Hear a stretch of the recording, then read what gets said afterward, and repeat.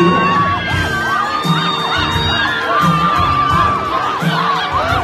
Hello, camera number 5. Yes, sir. Mukhang supporters na lang mga dito sa loob, ah. Sino ba supporters mo ngayong gabi? I'm hosting my family, friends, and of course my boyfriend. Asan yung boyfriend mo?